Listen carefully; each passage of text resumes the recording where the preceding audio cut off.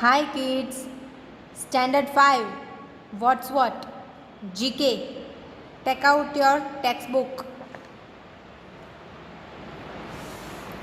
Chapter 6, Plant Families. मतलब पेड़ और पत्ते, ट्रीज, जो हमारी फैमिलीज हैं. All plants have certain features which make them unique in their own ways. Her plant की कोई ना कोई अलग चीज़ होती है जो उसे दूसरे प्लांट से अलग करती है. किसी के पत्ते अलग होते हैं, किसी की स्मेल अलग होती है, किसी के शेप्स अलग होते हैं. Given below is a quiz on plants. ये प्लांट्स के ऊपर क्विज है. Identify them and fill in the answer with the help of the given clues. आपको नीचे यहाँ पे क्लूज दिए गए हैं, उसके ऊपर से आपको इनके आंसर्स ढूंढने हैं और लिखने हैं. चलिए, first, trees that shade there leaves at a specific season during the year. मतलब हर साल में एक ऐसी सीजन आती है जब ट्रीज या फिर प्लांट्स जो भी है वो अपने लीव्स छोड़ देता है. उसे क्या बोलते हैं? ई, डेसिडियस. यहाँ पे देखिए डेसिडियस मतलब पतझड़. जिस सीजन में हर ट्री अपने पत्ते गिरा देता है, फिर नई सीजन में नए पत्ते आते हैं, उसे बोलते हैं डेसिडियस. ऑप्शन ई लिखिए, साथ में लिखिए, write down E. Second, the part of a plant that holds it straight and draws nourishment from the soil. ये एक ऐसा पार्ट है जो प्लांट को एकदम जकड़ के पकड़ रखता है, एकदम फिट पकड़ के रखता है. And draws nourishment from the soil, और सॉइल में से, ज़मीन में से, नरिशमेंट मतलब मॉइस्चर, जिसकी प्लांट को, ट्री को ज़रूरत होती है वो पूरी करता है. वो कौन करता है? रूट्स. तो ऑप्शन बी है यहाँ पे, रूट्स. आपको यहाँ लिखना है बी, सेकंड में B. Third, tall evergreen trees that grow in cold and mountainous region. ये evergreen tree जो है वो cold and mountain region, जहाँ पे बहुत ठंड है, और जो माउंटेन वाला एरिया है, मतलब हिमालय, शिमला, मनाली, वो सारे जहाँ पे माउंटेन्स है और ठंडी जगह है, वहाँ पे ये पेड़ उगते हैं. कौन से है ये पेड़? कॉनिफर्स. सी, ऑप्शन सी, कॉनिफर्स. ये ट्री का नेम है कॉनिफर्स, जो कोल्ड एंड माउंटेनियस रीजन में उगता है. Fourth, plants that feed on small insects. ये जो प्लांट है वो स्मॉल इंसेक्ट्स का खाना होता है. ये कौन से प्लांट्स है? तो जी, इंसेक्टिवोर्स प्लांट्स. कौन से बोलते हैं इसे? Insectivorous plants.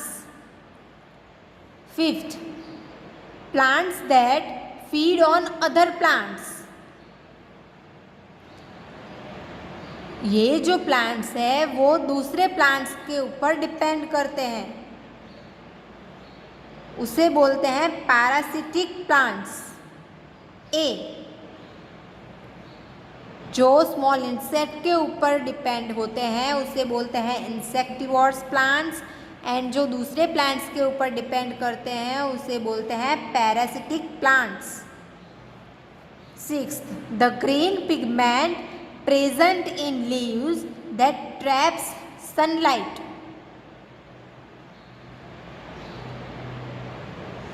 मतलब कि जो ग्रीन पिगमेंट जो लीव्स में होता है, जो सनलाइट से अपना खाना बनाते हैं, वो क्या होता है? उसे बोलते हैं क्लोरोफिल। डी, वो सनलाइट से जो पैदा होता है वो उसे बोलते हैं chlorophyll. The process by which plants make their own food. Plant जो प्रोसेस करके अपना खाना खुद बनाते हैं उसे बोलते हैं फोटोसिंथेसिस। वो अपना खाना खुद बनाते हैं, प्लांट्स जो है वो, उसे बोलते हैं फोटोसिंथेसिस। ये सारे थे प्लांट्स के बारे में क्वेश्चंस जो कुछ कुछ हमें पता थे और जो हमें नए जानने के लिए मिले। आ गया समझ में? चलिए नेक्स्ट 7 फेमस ट्रेन्स। ये चैप्टर है ट्रेन के बारे में, जो इतनी फेमस है कि उनके बारे में जानना बहुत ज़रूरी है कि किस वजह से ये फेमस है।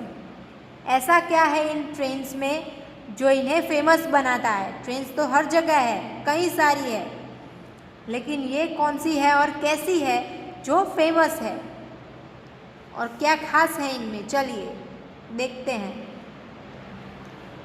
First, held in its time. इस ट्रेन का नाम है held. The most famous train in the world, दुनिया की सबसे फेमस ट्रेन है ये। The 20th century limited operated between New York city and Chicago from 1902 to 1967। 20th century में ये ऑपरेट की गई थी न्यूयॉर्क सिटी एंड शिकागो के बीच में। कब? 1902 से 1967 के बीच शुरू की गई थी। The passenger boarding at New York City और Chicago would walk to the train on a red carpet. मतलब ये जो पैसेंजर इनमें बोर्डिंग करते थे, मतलब जो इन ट्रेन्स में जाना चाहते थे, जिन्होंने इनकी टिकट्स ली थी, उन लोगों को ये लोग रेड कारपेट पे चला के ट्रेन तक भेजते थे। Giving rise to the press the red carpet treatment. इसको बोलते थे रेड कारपेट ट्रीटमेंट। जैसा अगर हम टीवी देखते हैं, अवार्ड्स होता है, रेड कारपेट पे चल के आते हैं ना सेलिब्रिटीज़, स्टेज तक, अपनी सीट्स तक, जो रेड कारपेट पे चल के आते हैं, वो रेड कारपेट ट्रीटमेंट उस टाइम पे इन ट्रेन में बैठने वाले पैसेंजर्स को मिलती थी। उस वजह से ये ट्रेन इतनी फेमस है, और ये शुरू की गई थी न्यूयॉर्क सिटी से शिकागो के बीच 20th सेंचुरी में 1902 से 1967 तक। नेक्स्ट ट्रेन द घान। इस ट्रेन का नाम है द घान। देखिए यहाँ पे पिक्चर में आपको दिख रहा होगा। Is an Australian transcontinental passenger train service between Adelaide and Darwin. ये घान ट्रेन जो है वो ऑस्ट्रेलियन लोगों ने बनाई थी सर्विस के लिए, ट्रांसकॉन्टिनेंटल पैसेंजर ट्रेन सर्विस। मतलब बहुत ही खास लोग इसमें क्या करते थे? Travelling between Adelaide and Darwin, formerly known as the Afghan Express. इसे बोलते थे Afghan Express. The train provides one of Australia's legendary train service. Australia की सबसे बड़ी, मतलब लेजेंडरी, अब तक किसी ने ऐसी कोई ट्रेन नहीं बनाई थी। इनकी सर्विस, इनकी जो ऑर्गेनाइजेशन होती थी, बैठने की, खाने की, पीने की या और कुछ भी जो भी ज़रूरत हो वो इतनी लेजेंडरी तरीके से होती थी इनकी services. And one of world's greatest journeys, और इसमें जर्नी करने की जो बात है वो इतनी ग्रेट होती थी, पूरी वर्ल्ड में ये फेमस थी कि इसमें एक बार जर्नी कर लिया तो अरे वाह क्या पा लिया आपने, ऐसा था उस टाइम पे। द अफगान एक्सप्रेस, इसकी सर्विस के बारे में ये जानी जाती है, एकदम लेजेंडरी सर्विस मिलती है, जैसे कि आप कोई राजा महाराजा हो। ये थी the gun. Next, the iconic Brighton Belle was an English train that plied between London and Brighton. इस ट्रेन का नाम है ब्रिंगटन बैले। ये एक इंग्लिश ट्रेन है जो लंदन और ब्रिंगटन के बीच में शुरू की गई थी। इंट्रोड्यूस इन 1908, 1908 में ये इंट्रोड्यूस हुई थी। The Brighton Belle became the world's only electric train. ये ओनली इलेक्ट्रिक ट्रेन थी, the first and the last, only. तब तक ना कोई पहले दूसरी बनी थी ना इसके बाद दूसरी बनी।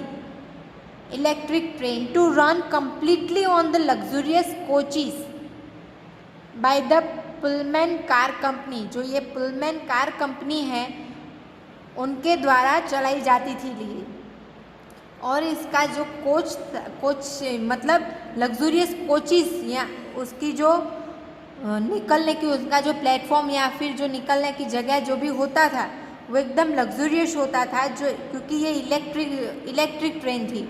अगर कुछ भी इनकम्प्लीट होता या अस्त व्यस्त होता, इधर उधर होता, तो बहुत सारे चांसेस थे कि ये ट्रेन में शॉक होता और सब जलते, ट्रेन और उसमें जो जर्नी करते हैं वो पैसेंजर। तो बहुत ही लग्जूरियस तरीके से इसका ख्याल रखा था पुलमैन कार कंपनी ने।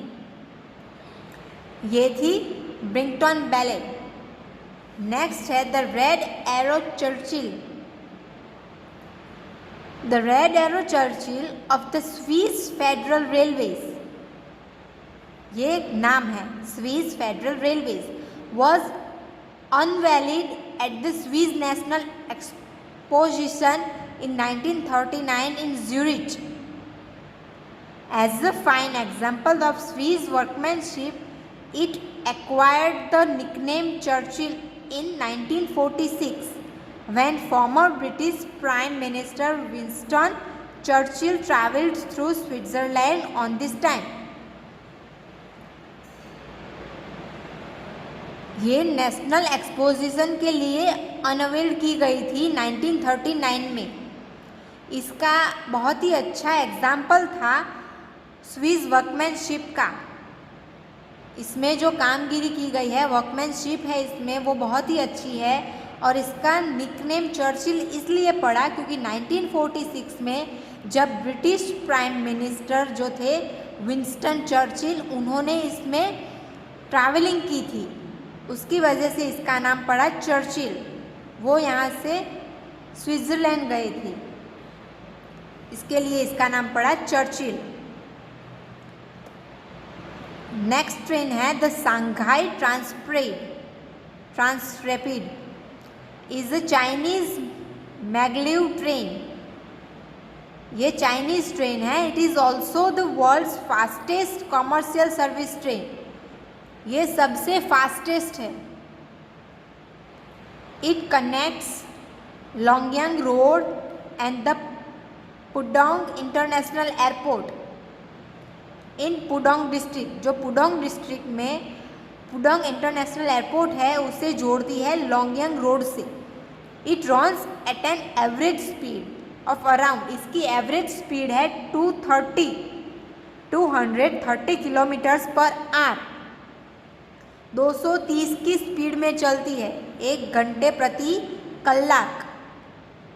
प्रति किलोमीटर 230 किलोमीटर प्रति कलाक में ये चलती है।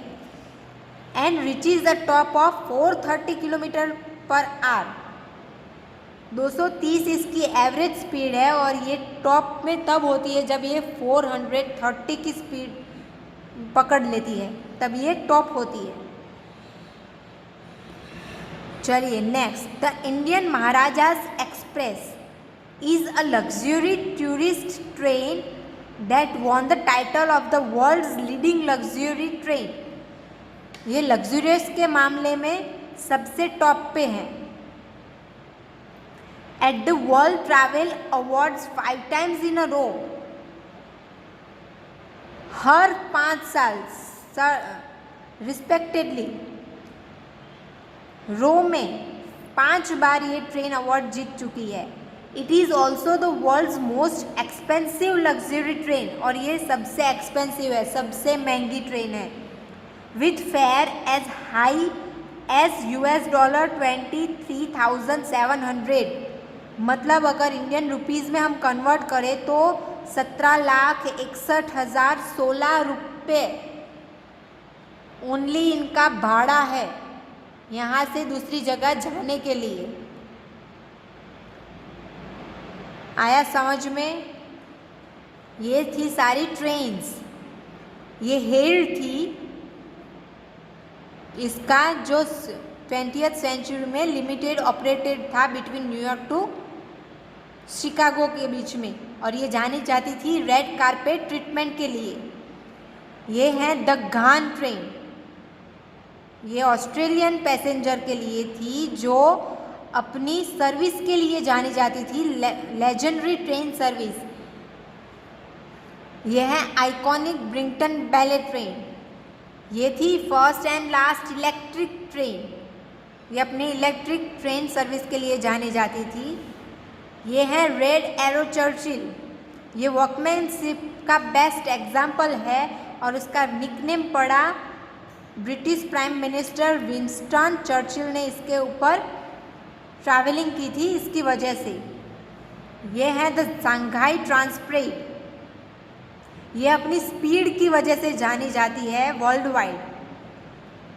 एवरेज स्पीड 230 किलोमीटर प्रति hour and top 430 kilometre per our.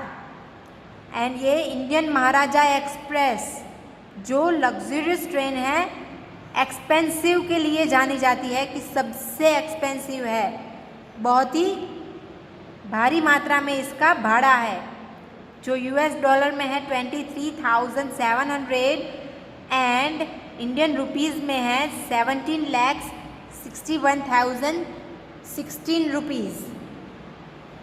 तो ये थी ट्रेन्स। आज आपने पढ़ा प्लांट फैमिलीज एंड ट्रेन्स के बारे में।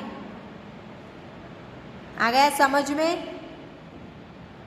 तो आपका होमवर्क है ये चैप्टर 6 एंड 7, मतलब 6 में तो 1 to 7 आप लिख लोगे अपनी नोटबुक में, लेकिन चैप्टर 7 में आप लिखोगे ट्रेन के बारे में। जैसे कि ये फर्स्ट ट्रेन है हेल, नेम ऑफ ट्रेन आपको लिखना है और ये किसके लिए जानी जाती थी वो लिखना है, और कहाँ से कहाँ के बीच या फिर उसका कितने सालों में चली या फिर कितने कंट्रीज़ या फिर स्टेट के बीच चली और किसके लिए जानी जाती है वो आपको लिखना है अपनी नोटबुक में। वेट, देखिए यहाँ पे दिखाया है मैंने कि फर्स्ट थी हेल ट्रेन, तो आपको ऐसे उसका नाम लिखना है। फिर कब वो आई थी 20th सेंचुरी में, कैसे और कहाँ से, तो limited operated between New York city and Chicago from 1902 to 1967, और किसके लिए जानी जाती थी, तो द रेड कारपेट ट्रीटमेंट, इसकी वजह से जानी जाती थी। आया समझ में आपको किस तरह लिखना है? तो ये 6 ट्रेनों के बारे में आपको इस तरह से अपनी नोटबुक में लिखना है। आ गया समझ में? आपका होमवर्क है चैप्टर 6 एंड चैप्टर 7 अपनी नोटबुक में लिखना है। 6 का तो आप समझ गए कि 1 to 7 लिखना है, और 7th में एक एग्जाम्पल मैंने दिया है हेल ट्रेन का, उसी तरह से आपको दूसरी 5 ट्रेनों के बारे में, मतलब टोटल 6 के 6 ट्रेनों के बारे में आपको अपनी नोटबुक में लिखना है। ये है आपका homework. Right chapter 6 and 7 in your GK notebook. Okay, अगर आपको कोई क्वेरी है, कुछ समझ में नहीं आ रहा है, कोई भी अगर क्वेरी है तो आप मैसेज या कॉल करके पूछ सकते हैं। यहाँ तक समझ में आ गया? चलिए, थैंक यू।